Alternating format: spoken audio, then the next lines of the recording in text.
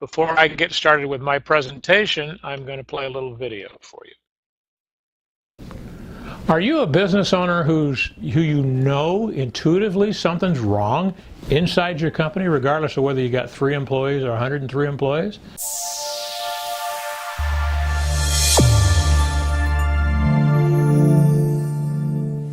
My programs will work for you too. I can help you teach you how to train them, to get from them what they want, teach you how to evaluate them.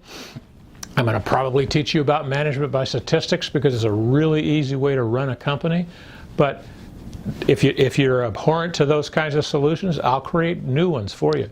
And why do I know it'll work? Because it always has. And I'm 70 years old and I've been doing this for a long time. I'm going to tell you this, if you've got employees and you want them to be better at what they're doing, their confidence level needs to come up. And I've got a whole training regimen that I can put them through that just by doing the drills, their confidence level is going to come up and they're going to produce for you whatever you want. Okay, so our programs work for everybody.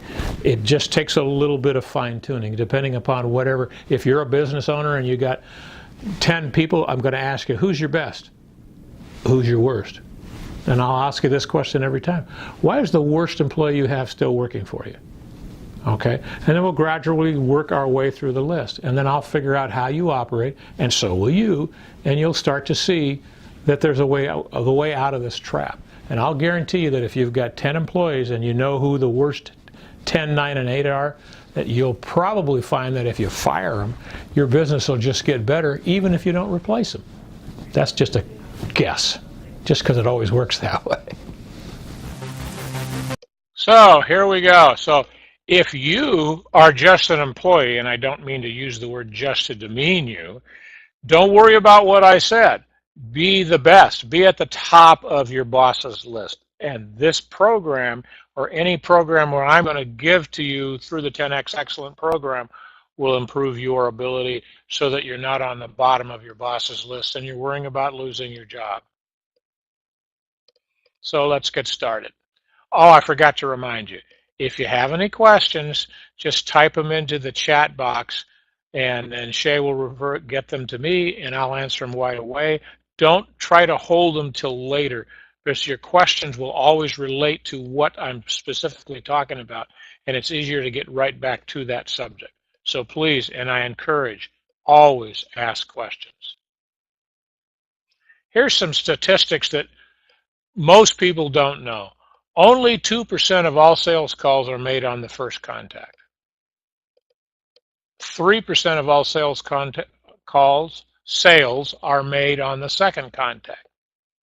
5% of all sales are made on the third contact. Are you beginning to get the idea of how important follow-up is?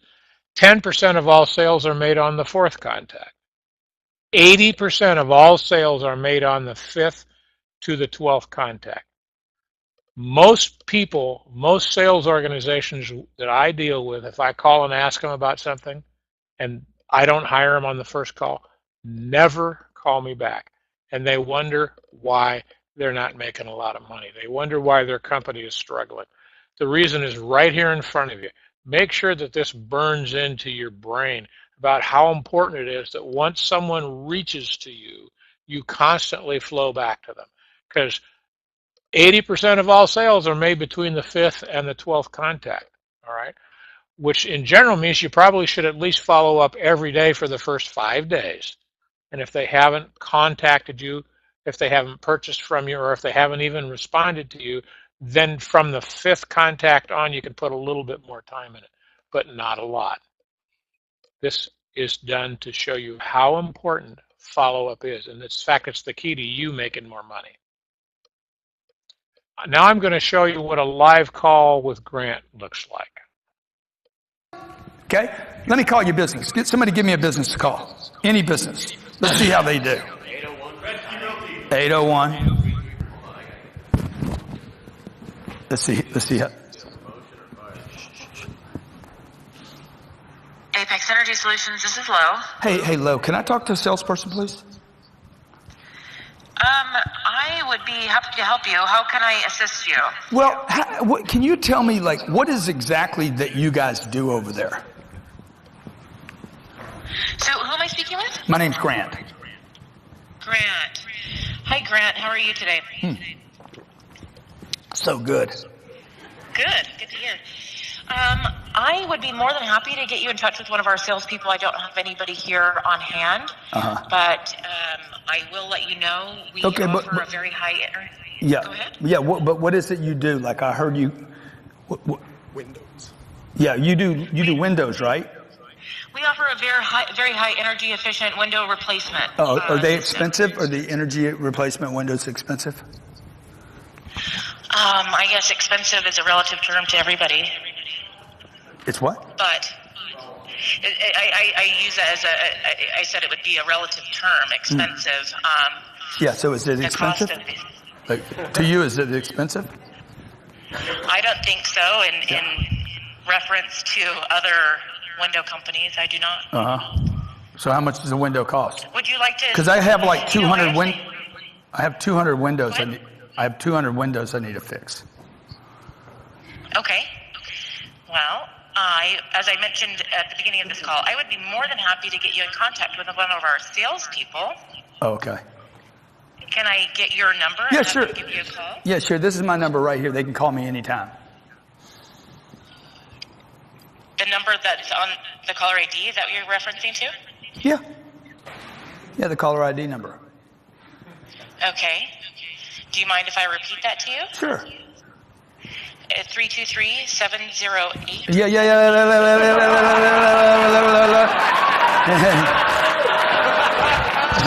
Okay. Hey, thank you so much. I appreciate you. Okay.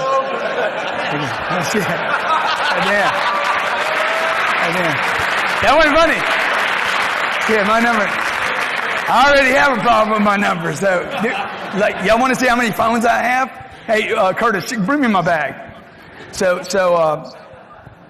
Okay, so what did you learn from that phone call? I gotta get her on. She has no clue. She's not a bad person. Nobody trained her. She doesn't know that call goes like this. Thank you for calling. What can I get you information on? We have a solution for you. I'd like to send you a proposal, not get a salesperson for you. I'd like to have a proposal sent to you. How many windows are we talking about? 200 windows. Commercial. Okay? I need blah, blah, blah. Great. Excellent. Let me send you a proposal. Where can I text it to? She should be capturing the data. Can I text straight to this number? Yes, the call would have lasted about 45 seconds. She'd have controlled the entire thing. She'd have sent it to somebody. You guys should send her 3 alternatives and then get a meeting.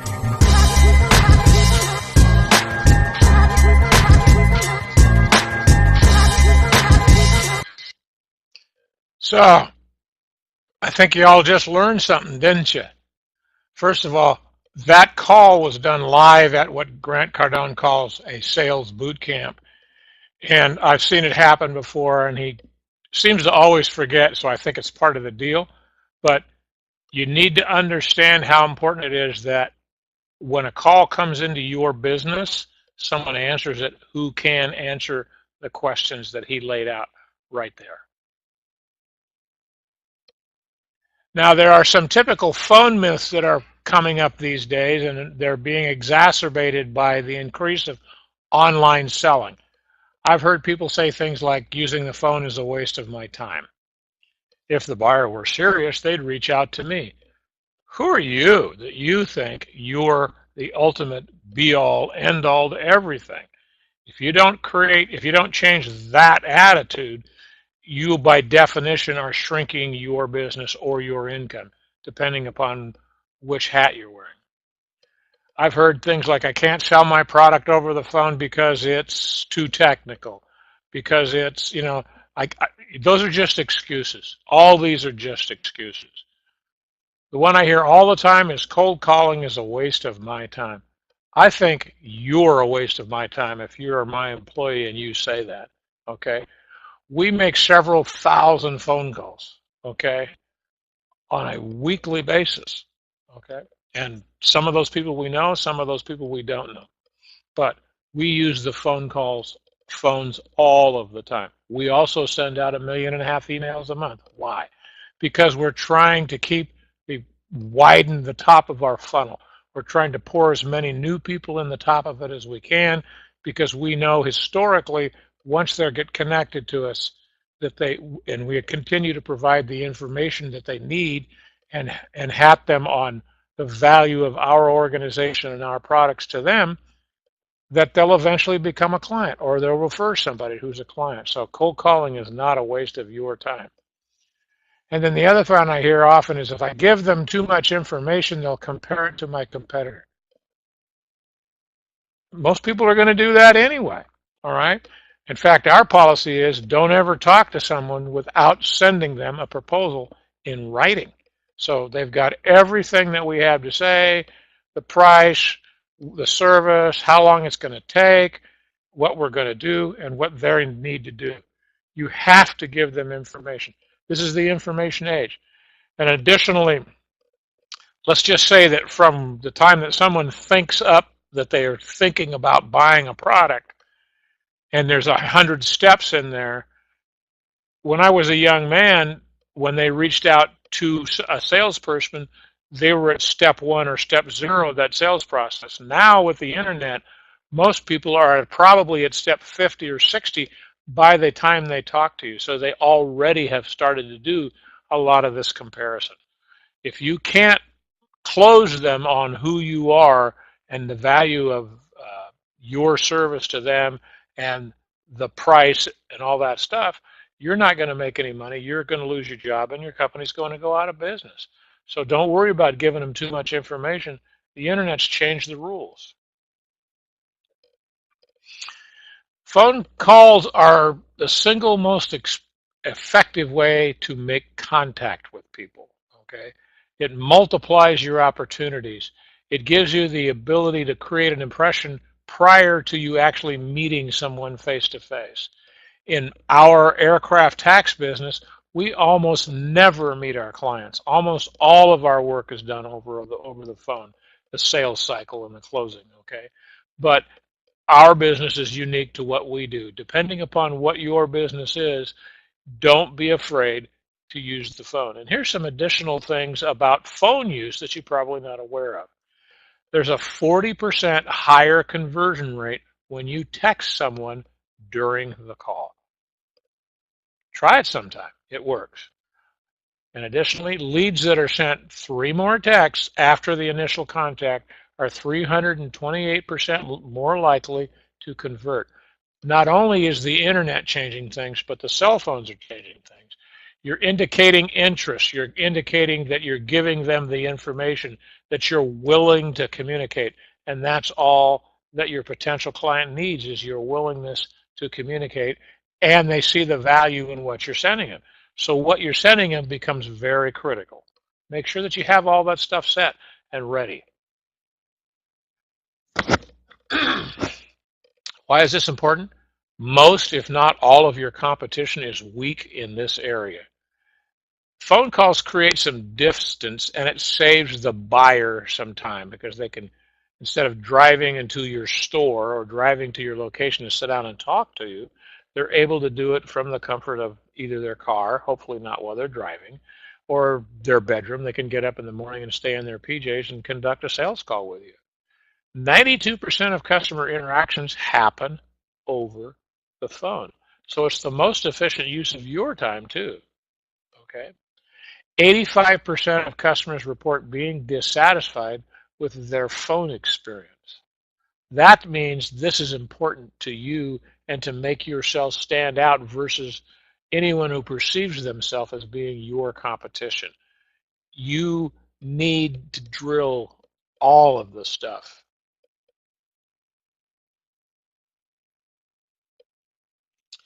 There are certain things to avoid when you're making a call. And the first one is, never make a call when preoccupied. Don't be talking on the phone to someone at the same time you're doing something on your computer, or you're texting your wife to tell her that what time you'll be home. Don't do that.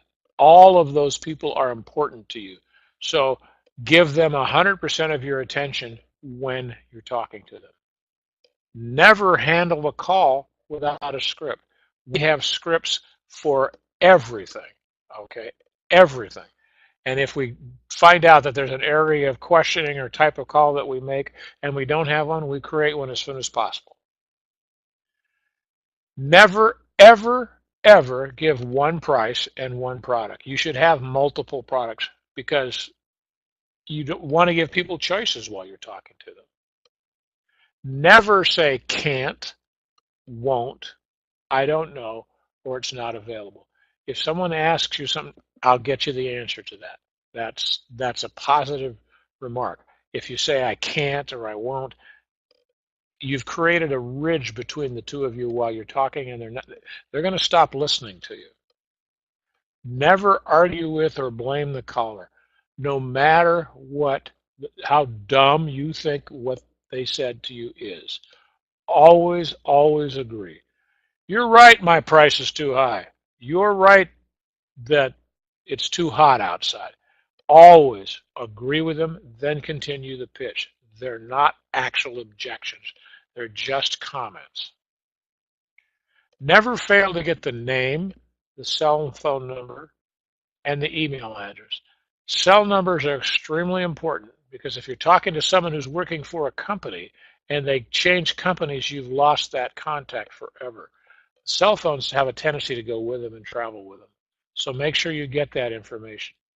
Never fail them to give them your name, your phone number as well as your cell number, and email address.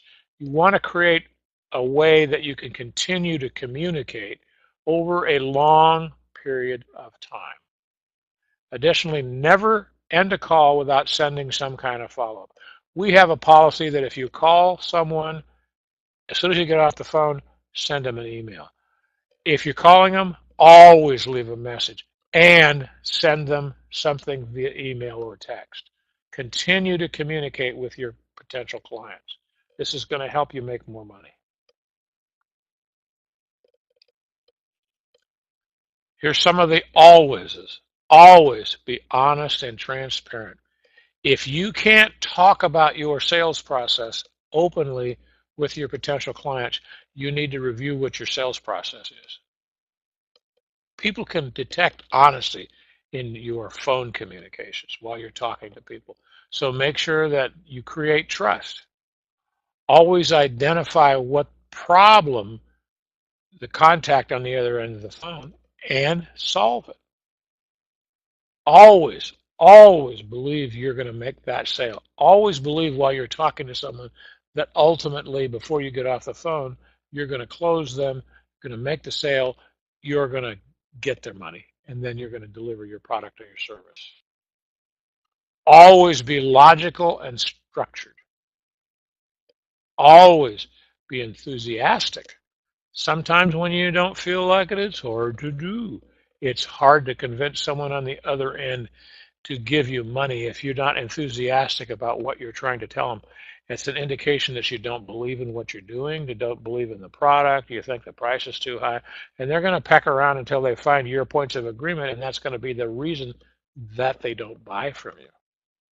Always be memorable. Do something in the conversation or in something that you send them that the people will remember you, whether it's something funny or drastic or whatever it is. Always also be very credible. Be able to back up all the claims that you make with statistics, with third-party information. We have 200 links on our website that are client testimonials. So I make those available to potential people so they can see what other people have said who have already hired us and used us and successfully got what they wanted and needed. You have to build that level of understanding between yourself and who you're talking to on the other end, or you're never going to get their money. Here are some of the basic rules of using the phone. Never make a call if you don't have a purpose for the call, if you don't have an intention to close the call, and if you don't have your attention on the call. All right. Secondarily, always have multiple reasons to call. Now, the reason why this becomes important is if you go back to the follow-up scenario, if you called every day and say, hire me, tomorrow you say, hire me, When are you going to hire me? That's the same thing.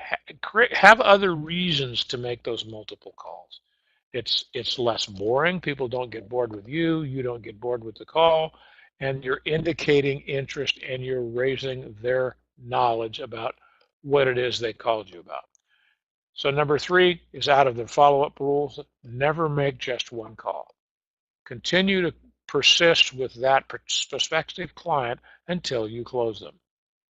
If you call and no one answers, always leave a message. Always, always, always leave a message. And then as soon as you get off the phone, leave them a message, send them an email or a text.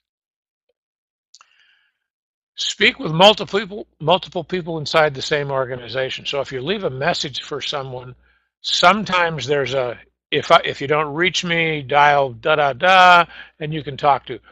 Always do that with everyone. You're going to create a list within that company of people, and George isn't going to refer you to talk to his gatekeeper if he didn't want you to. And if you find out who she is, now you have a way to get through to George by communicating with her. You're still calling for George, but you leave with the gatekeeper. And if you sometimes in large corporations, they'll give you a list of people to go through. Leave messages with all of them. Speak to all of them. And go back what I said earlier, always get a cell phone number, always get an email, and always get a name. You are building a contact file for you to continue to communicate with people.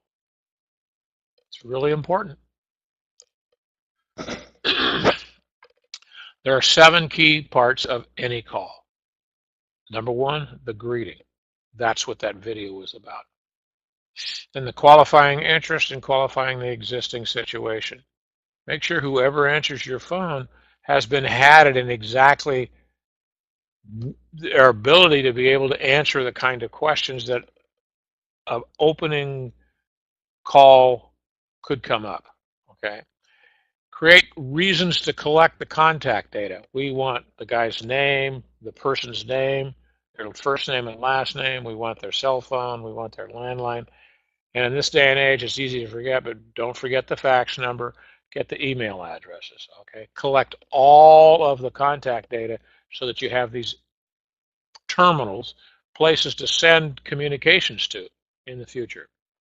Always control the call. Okay. Don't give people, don't say, what do you think? Tell them what to think. Okay. The reason they called you is because they don't know the answer. Always offer alternatives. If you're a single product, single service business, you've got to find a way to offer some alternatives. Create packages where you bundle together a couple of things, or you extend their time that they deal with you. And this is something that's going to be unique to what you do, but you've got to find ways to give people choices. And then depending upon the kind of business, sell the appointment and sell your name. If you're in the kind of business where someone who calls you and you try to get an appointment to see them, always reconfirm and lock down the appointment. Okay, this is going to become critical so you don't waste your time or their time. Here's some stuff about the greeting. This is the first impression that you or your organization makes on people. So make sure whoever answers the phone in your business understands how important all of that is to people. Make sure that they seem knowledgeable and they give the person as much information as possible. Only use your first name. When you're telling someone who you are, hi, I'm John, not I'm John Smith. And the reason I tell you this is because if you think about it, how many times have you ever gone to an event and you met a lot of people, and as soon as you walked away, you can't remember their name? Part of the reason is they gave you too many things to remember, and that's just human nature. So just use your first name. And then when people call and talk to you and they give you their first name, and even if they give you first and last, reuse their first name throughout the discussion so that they know that you were listening to them. Always, always answer with enthusiasm. Act like you're happy to be alive, that you love your company, okay? That all communicates confidence to the public. Always treat people like they're important. Once you start asking people some questions and qualifying, they may say things to you that you think, oh, this guy's never going to spend the money. Don't let that happen.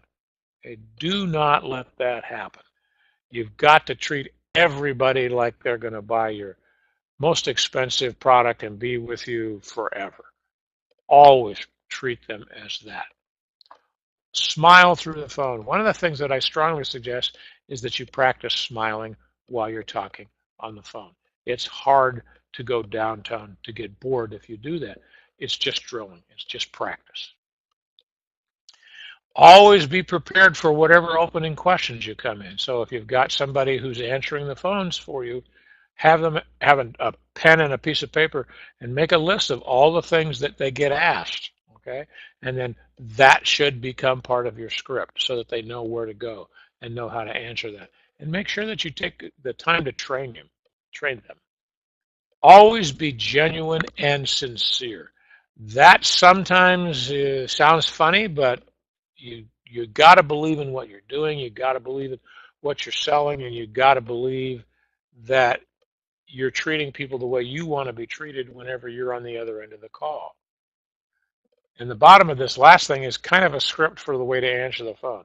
Good morning, this is Tom. Thanks for calling. What can I get you information on? You indicated with enthusiasm, you've given them your first name, you've thanked them for calling, and you immediately went into what can I get you information? Someone doesn't call you unless they're trying to solve a problem. They need information. That's your job.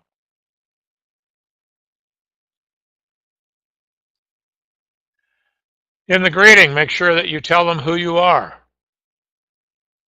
Make sure that you make some form of a big claim just to get people's attention. When people call me, I tell them, if you never ever want to pay tax on an airplane, I'm the guy that you should be talking to because my clients never pay taxes. That gets their attention. Where you got their name is important. So I always try to find out who referred you to us, because now I have this other contact who's referred someone to me, and I need to make sure that their contact knows, their referral source knows, and I stay in touch with those referral sources. Always make sure that you explain what's in it for the buyer. Again, going back to my business, I'm in the business of them never having to pay taxes. If that doesn't get their attention, then they probably don't need to be talking to me. Then during the sales pitch, check how you're doing with them. These are hard questions. Ask it sometime. What percentage of what I said do you believe? That's exactly what will happen. There'll be a slow, calm lag. People aren't used to you or any person asking them the hard questions. But why are you wasting your time if they don't believe anything? Okay, you need the feedback as a salesperson to know whether you've conveyed to them your credibility, your authority, and your confidence. So check it every now and then. Make sure that you qualify what they're calling about. Okay, and depending upon what your business is, the script for you would be, the basic thing is what information can I get you today, and then you work out your script for your specific business. Qualify what they have now and they're looking to replace. Okay, tell me about your current Camaro. Have you had a car like this before, or a service like this before? It'll give you some idea of who you're talking to, their experience level, and it allows you to sharpen your focus of your whole sales pitch so that you don't waste time.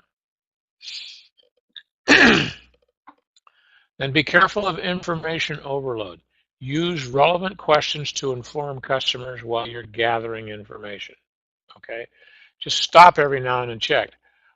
Whenever I feel a sag in a communication with a potential client, I always ask them the same thing. Do you have enough information to make a decision? They either say no, and I continue with where I'm at, or they say yes, and I tell them we take Visa, MasterCard, and American Express because they're ready to buy.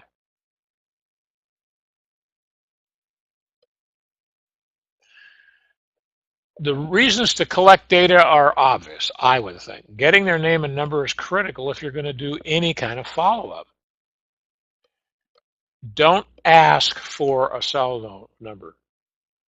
Just say, I need your cell. Let me have your cell. Give me your cell, your email, and your name. Don't ask for what they think is their best number. You want it all. You want a way to communicate with this individual for the rest of his existence on planet Earth. So you need every way that he has. So don't ask for it. Just tell him that you need it. Okay. Then you have to make sure you give them reasons to want to give you their number, and that's part of your sales pitch. And depending upon what service you're selling or what parts you're selling or whatever it is, you have to build the confidence in them that they'll give you the information that you need so you can continue to do follow-up. And as we learned in the first slide, follow-up is everything to you closing the sale. If you every now and then you want to interrupt their thought process, you can do this by, you don't have to do this today, do you? Let them create their own urgency. Yes, I do. Yes, I do. Well, you know you got a buyer on the line. You know that you're that close to getting his credit card information. Pause throughout your, whatever your sales pitch is, and ask these key questions. Here's how to control calls. Immediately after getting contact information, put them on hold. Ensures you are controlling the conversation. Take 20 seconds to refocus on getting your connection with them. In this case, if you're the kind of business where you want to see face-to-face beyond getting an appointment. Don't ask. Simply say, hold, please. It's real. You have to indicate that you're in control of this whole thing. Okay? If you have to go out and come back, re-enter the conversation with a creative alternative to improve the buyer's situation. That determines how flexible he is on what he thinks he wants and what he wants to buy. Give the buyer a reason to come in and see you. Okay? You want to create urgency because as a salesperson, your job isn't to do selling. Once you get to the point where you stop selling and start closing, then you're going to start to make a lot of money as a salesman. You're going to make your boss happy, and you're going to keep the income of your company up. So this is a key. Always offer the alternative to determine if you're on the right product. If you have multiple products, if you're someone who's selling financial planning, give them some choices because that requires them to think about what they really want. That requires them to communicate it with you, and you know if you're pitching them on the right thing. A lot of times, salespeople leave a lot of money on the table because they just sell someone what they came in for. You got to give them an opportunity to get more. You got to give them they don't necessarily know everything that's in your, we'll call it a catalog, okay? So stop every now and then and offer an alternative to determine if that's what they want, okay?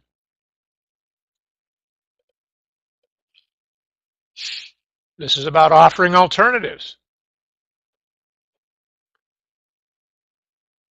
We want to offer alternatives for the reasons that we've talked about. You're going to give this potential buyer choices, okay? It creates some urgency. If you're buying a car, you want a new or a used. If you're buying a service, you want more package, more time, want to spend more money, whatever it is. Do they need more or do they need less? Always offer the alternative to determine if you're on the right product. That's what will come out of these kinds of questions.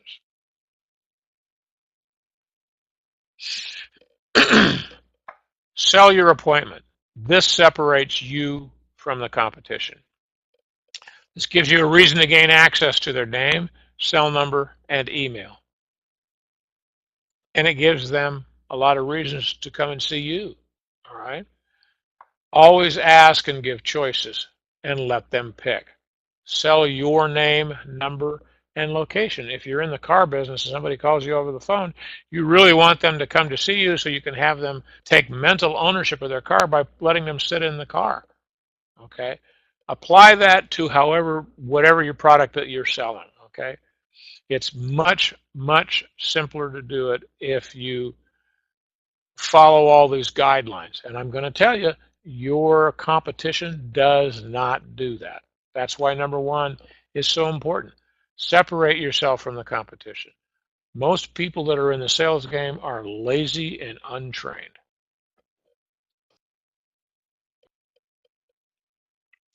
Once you set an appointment with someone, here's a very important question. Is there any reason at all, you won't be able to see me at the date and time, aside from, and here's some examples of creative things, a zombie apocalypse, a nuclear devastation, an alien invasion. You want to make them think about it enough that they'll at least check their calendar, because when you're just talking, they probably didn't, to make sure that you're actually going to drive to a place that knows you're coming and is ready for you. Summarize what you're going to do for them when you arrive. Tell them what they're going to experience when you arrive at the appointment or when they arrive at your location. Okay, and then make sure that you deliver it. Never, ever make them wrong for being a no-show. If this occurs, they'll never buy from you. Okay, so if something occurs, it was unavoidable, it's not their fault. Take responsibility for it. Make light of what could have possibly happened, but don't ever make them wrong for being a no-show, either showing up or being available. Find a way to make it okay, or they'll never buy from you. Now we're going to show you an example call. Loosen up. All right, hit it. What's up, guys? Heath Powell here, Sales and Marketing Manager at Cardone Training Technologies. Just want to share with you my thoughts and my ideas and what I think about is the most lethal piece of technology on planet Earth. It's a weapon if you want to grow your business. For any business owner, salesperson, entrepreneur, if you want to get everything that you want in life and make your dreams come true, you got to know how to work this piece of equipment right here, the telephone. So I'm going to roll into a cold call right now. Not sure what's going to happen, but you're going to see it live. Let's do this. Who are you calling? I'm going to call Grant. He owns a very successful consulting company, and trying to reach him a couple times. He's actually been a referral. I've probably called him 50 times already.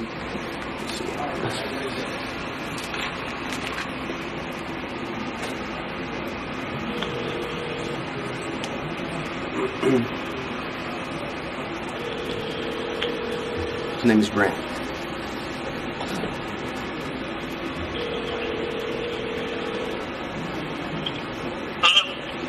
Hey Grant, how you doing? Heath Powell with Grant Cardone. Good afternoon. Hey man, I'm good. How are you? Excellent, sir. Hey, thanks for taking my call, Grant. Do you have 30 seconds? Kind of right in the middle of something. Sure, what's up? Excellent. Hey, look, the reason I'm calling Grant is I wanted to see when I can get a couple minutes of your time and show you how I can hang an extra $1 million on your board in your company by solving one or two major problems that's happening right now inside your organization. I'm not sure what that looks like for you, Grant, whether it's prospecting, closing deals, handling objections, maybe some motivation. What's one or two things that you have focus or attention on? I don't know, man. I'm kind of busy right now. I'm with you. Hey, look, I wouldn't expect you to give me any time right now, Grant. When is a better time for you? We can either do it later this evening, we can do it tomorrow morning, sir. What time works best for you? I don't know, man. Probably tomorrow sometime, maybe? I ain't got your attention yet, do I? Excuse me? I said, I don't have your attention yet, do I? So, tomorrow. I mean, what time tomorrow works for you? Maybe not, I guess. Yeah, and what's a better time, Grant? Tomorrow morning, afternoon? Let's lock down the time. Tomorrow afternoon. Tomorrow afternoon, guys. Perfect. I'm going to put you on my calendar right now, Grant. What's a good time tomorrow afternoon that I can lock down on my calendar that's a good time for you? 2, 3 o'clock. 2 or 3? You want to do 3 p.m.? Yeah, 3 p.m. Central Time. Okay. All right, so that's 4 p.m. for me, Grant. What I'm going to do is I'm writing you down on my calendar right now. Can you do me a quick favor? Sure. What's up? Write my name down, Heath Powell with Grant Cardone. We're the #1 sales training company on planet Earth. Do me a favor, write a dollar sign beside it and put $1 million. That's what this phone call is going to be worth to you. All right. I'll do that. Perfect. And look, one last question, Grant, just so I'm better prepared for our phone call tomorrow at 3 p.m. your time, 4 p.m. my time. How many salespeople do you have? I have 3. So, 3 salespeople? Perfect. And then how many managers? myself is one. I'll get 2. Okay. Awesome. I look forward. And Grant, is there any reason that you would not be able to make the call tomorrow at 3 p.m.? This is called a lock close. This is the lockdown close. Excellent, sir. I totally understand if you're busy. There's nothing more important than being busy, sir. Nothing at all, except what I'm about to show you tomorrow at 3 p.m. Awesome. Well, I appreciate you calling me. I look forward to talking. Now I got to get out of the call. Perfect, sir. Thank you so much for your time. I know time is money, sir. You have a great day. Talk to you soon. Take care. All right, you too. Thank you. That's how you do it. What went on there? So I controlled the phone call from the very beginning. I had a very strong opening. I had a lot of confidence. My intent was clear. My intent was to set an appointment. I know I wasn't going to close the guy on the first call. He hasn't seen anything, so I just wanted to set an appointment, break out of obscurity, have a really clear intent, very confident, have some really high energy, uptone, control the pace of the phone call, kind of gave him commands, set the pace, did what I wanted him to do. He's going to look at my product tomorrow. I'm going to close him on it. That's how we roll. Team Dominate, Heath Powell. Facebook, Dominate Powell, at Heath Powell. Twitter, follow me. Okay. Incoming calls. Person has researched your product. They already have interest. They're better qualified to buy than someone who just walks in, because it's like they're waiting till they get there to do any research. Most people who call you have already done some research. And here's to undo some myths. They're not really interested in building rapport. They are seeking information. If you provide them information, the byproduct of that will be the rapport. Do you have what they need? Can they afford it? Is it worth coming to see you in person? Do they even want your product? Okay? Trying to save time and keep distance between themselves and you is what the call is about. The reason they called you. It's a little less dangerous to them because they aren't actually inside your store. Okay? And a phone call allows for no obligation. If someone arrives at your business, there's kind of an implied they have to do something for you, with you. Outbound calls are really, really important. They're the lifeblood of my company, the sales tax company. Okay? The primary purpose of any outbound call is to close a sale. That's why you do it. The other additional purposes, but not senior to the primary purpose, is you're trying to find the decision makers and the influencers. We're trying to find what people need, what their problems are, and how we can be the solution to that. We're trying to create interest in our company with the people that we're reaching out to. We're trying to get appointments for people to talk to whoever the closer for whatever service that we're trying to sell. You get more contact info for follow-up. Again, we already established early on how important follow-up is. And you move a cold call to becoming a warm call by doing that, okay? And then you add something into the top of your pipeline. And adding to the top of your pipeline is extremely critical to your success as a salesperson. The more stuff that you pour in the top of your sales funnel, the less likely that when someone tells you they're not going to buy from you, that it has any effect on you. Oh, well, I got plenty of others coming down the pipeline. We'll just move to the next guy. Here's how you prepare for an outbound call. You get a list, build a list, buy a list, however you do that.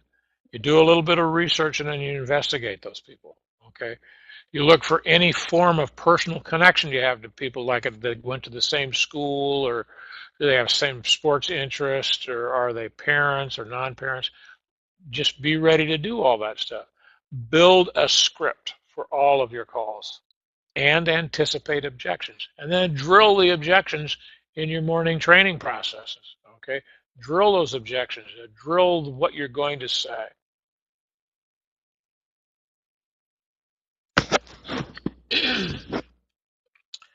You'll need a list to hit your targets, and I'm talking about your sales targets, and one of the last things that I'll do on this is explain to you how to set those targets. Start with your power base. These are any people that have ever bought from you in the past, or our relatives, anybody that's inside your circle of influence. Okay, always, always, always start there. Then prepare a list of sold and unsold customers, orphaned customers, people who have referred people to you in the past, or you can go out and buy a list, or you can create this by going into some form of social media group. And then don't forget to stay in communication with your clients who you've already sold something in the past. There should be the easiest guy for you to get a new sale from. But you build all these lists so you have some way of strategizing how you're going to get your business or your success as a salesperson to grow.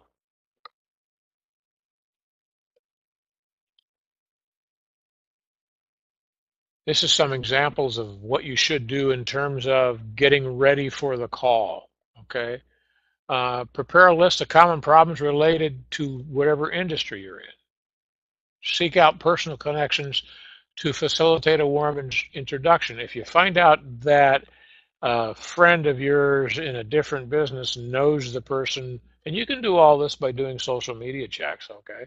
Make sure that you have your friend do a tag or referral for you. Search for media coverage of the prospect. You can just Google them by their name and find out whatever they've been up to or whatever's been covered or whatever there's available on the internet. This is a tremendous tool, okay? Check out their website. Find out who their CEO is. Find a unique selling proposition or hints to a potential problem. It's all there. Use it. And then you connect with the influencers inside the company. Building a script is vital, vital, vital. When people call my aircraft sales tax company, I always ask them the same questions, and I give exactly the same pitch that I've been giving for the last several decades. Okay, why?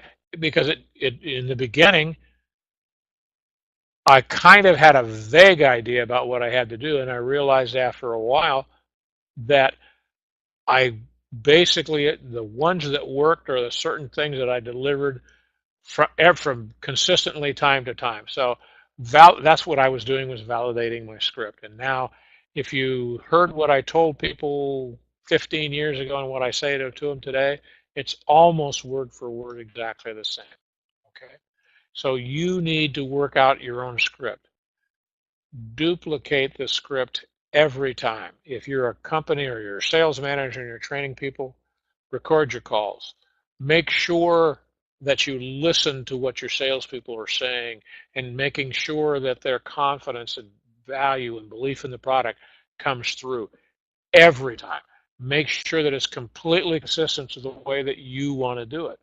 Why? Because you wouldn't be who you are if you weren't successful already in doing that business. So if it works once, it'll work every time. Know the ins and outs of your script. It allows you to jump around in the script. I'll listen to what your customer is actually asking. Okay, I can be driving a car, listening to. I could be in a restaurant. I could be sitting in an airport waiting to get on an airplane, and I can give my pitch. Okay, I've committed to it, and I've internalized my script. It's part of me. It's part of what I do. And that's just time and practice. And then just persist at it until you validate there's something wrong with your script. Once it stops working, adjust it, because it's not necessarily going to always be the same. In my case, it has been for a long time. Leaving a message is a very important thing. Don't leave a number different than the one you called on. I recently discovered, because I have so many outbound callers and I have hunt groups, that it was leaving the number of whichever line they were on, and I realized that doesn't necessarily give them a way to call back. So I had the phone service that I deal with fix it so that all of my outbound lines showed my main inbound number. Okay, it's just little things like that. Always follow up a voicemail with a text and an email, always. And then after leaving a message for you, for your contact, make yourself known to others within that organization. We've talked about this in the past, about dropping down through all the other people that become available to whatever mechanism, person, or gatekeeper system that they have. This is what I promised you earlier I would do on the end, because we're coming to the end of this presentation. Always, always, always do the math to figure out what it's going to take to get something done. Let's say you want to make $200,000 a year. You divide your goal by your commission per sale to find out how many sales you need to make. 200,000 divided by 500 means you need to make 400 closes. Okay. Divide the number of calls you make by the number of deals you close. If you make 100 calls and you close 4 deals, that's a 4% closing ratio. Divide the number of sales you need to make by your closing ratio. 400 sales divided by 4% closing ratio equals 10,000 calls. That's what it's going to take for you to make this $200,000 a year. Divide that number of calls by numbers of days you work in a year, and that'll tell you how many contacts you have to make in a day. It's really simple, but do this math for your particular product, your particular commissions, your particular desires for how much money you want to make, based on how many days you week. I work 7 days a week, okay, because I found that my competition doesn't, and it gives me an advantage of it. You should consider that too. Now I'm going to give you another example call. Let me go see if I can get some more money for your trade. Okay, those aren't even objection handlers. That's just giving up money. That's just giving up gross. What we're going to do is we're going to give them 315 different ways to get the deal done and never give up gross. Okay. So, have you seen enough to make a decision on this, whether or not you want to get me in this front of your GM? And then Cardone University would be something like okay, you want to think about it? Excellent, sir. How much time did you want to take to think about it? 2 or 3 days or 2 or 3 weeks? That's not. First of next week, excellent. Okay, first of next week works perfect for me. Monday or Tuesday, when do you want me to follow up with Either day is fine. If there was one that was going to work better for you, like not your day off, which one would it be? It really isn't the too hard to act.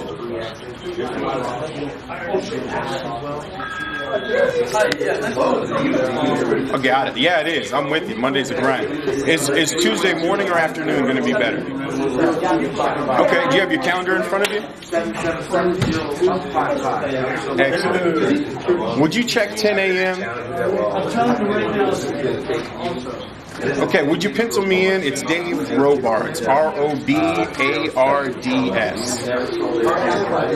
right. Hey, David, any reason why you wouldn't be able to make that meeting? You know, besides the zombie apocalypse? Excellent, sir. I look forward to getting back with you. Hey, and there's a link that I want to send you your guys right now on follow-up. What's the best number to text that to?